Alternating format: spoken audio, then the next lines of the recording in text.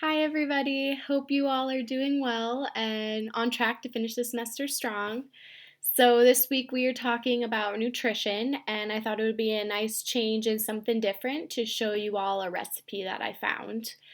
Um, I don't know about you guys, but when I'm sitting home all day, all I do is crave sweets, which has been a lot lately.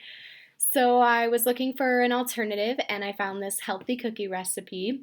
It's a banana peanut butter oat chocolate chip cookie, and it just has three or four basic ingredients: bananas, oats, peanut butter, and chocolate chips if you choose to add them.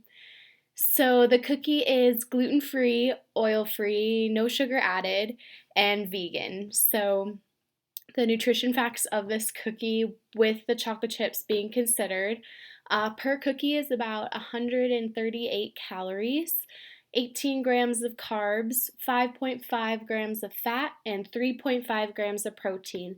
So, definitely a better alternative to traditional sweets and sugar packed desserts.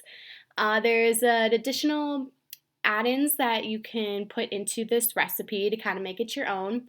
Again, that being the chocolate chips, you don't have to add them if you don't want to. The recipe recommends salt and vanilla for a little bit of flavoring, and you can also add a little bit of maple syrup or some other type of low glycemic sweetener to just add a little bit of sweetness and flavor to it. Can also add nuts, raisins, dried cranberries, pretty much anything that your heart desires that sounds good to you. So, next I will show you how to prepare the cookie and how it's all done. Right, so I have all my ingredients out and I'm ready to start making the cookies. So you start with 2 ripe bananas and mash them in a medium-sized bowl, like I've done. And then next you add the rest of your ingredients. So the recipe calls for 2 cups of quick oats. I use the old-fashioned rolled oats because that's all I had at my house, but they work just the same. They taste just as good. And then add half a cup of peanut butter.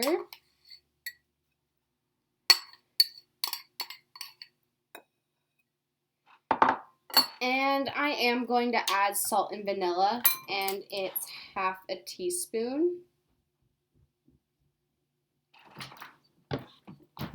And then next is the salt.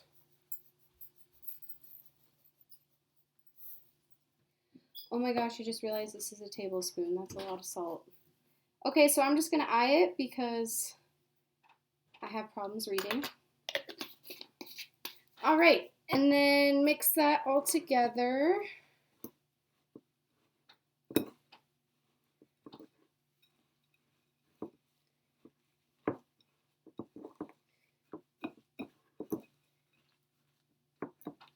And this takes a second, so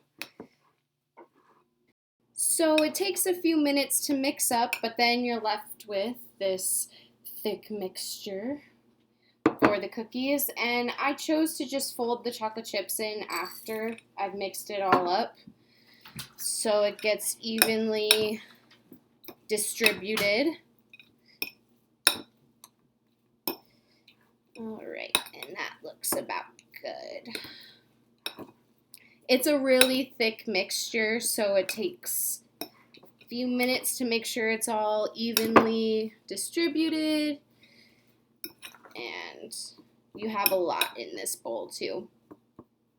All right, so then we're ready to put these onto our baking sheet. And I want cookies, so with a regular baking sheet, you can add foil or not, doesn't really matter.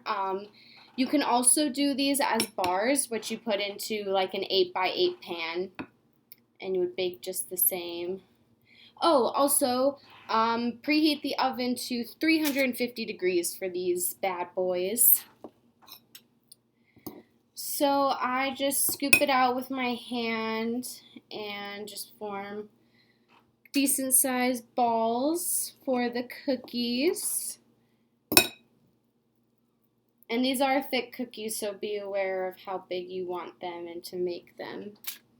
They don't really rise that much, so spacing isn't a big issue.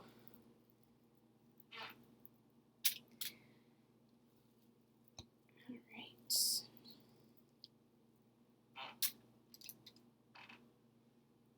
And then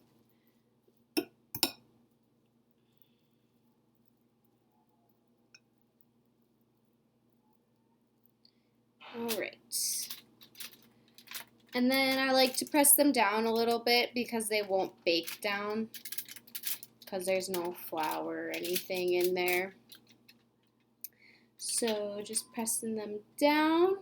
And then I'm going to throw these in the oven for about 15 minutes and then should be done. All right, so it's been 15 minutes, so I'm taking these out of the oven.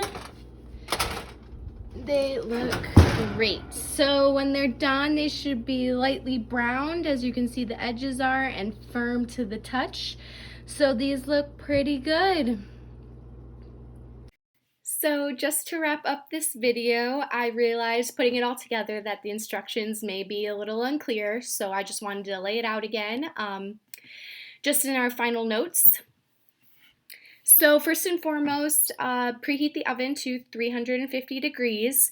And then to make the cookies, the recipe calls for 2 medium bananas ripened, and mash those into a medium bowl and then add the rest of the ingredients, those being 2 cups of quick oats. I use the old-fashioned rolled because that's all I had at my place, and I think they taste just the same and just as good, so I would say whatever you have on hand or whatever your preference is will work just as fine. And then half a cup of peanut butter, and you can use any other nut butter seed alternative. For this recipe, I used crunchy peanut butter because that's what I have at my place and what I like, and I liked that it added a little bit of the nuts and crunch to my cookies. It's just something a little different. And then the other add-ins are 1 to 2 tablespoons of maple syrup or another low glycemic sweetener such as agave syrup, or I think they said something about a coconut syrup, sativa, whatever works. Also, half a teaspoon of salt, half a teaspoon of vanilla, and then a quarter of a cup of any of your other add-ins, those being the chocolate chips, any other nuts, dried fruit, raisins, whatever your heart desires, whatever you want to throw in. That's another thing I loved about this recipe, is that you have total control, can do and put whatever you want in it. And this recipe also has the versatility to be baked into bars. So you would go about making it the same way. Oven still at 350, you would just press the mixture into an 8x8 pan and bake it the same way. They should come out light brown and firm to the touch. And I realized in my last clip that the cookies you couldn't really see, it was really zoomed in. So this is the final product. As you can see, light brown and firm to the touch, but they're also soft and chewy cookies. And I'm extremely impressed with this recipe. It was super easy. It's kid-friendly for those who have kids at home. It's a really simple recipe, and you know exactly the ingredients that are going in there. No sugar added, no unnecessary additives.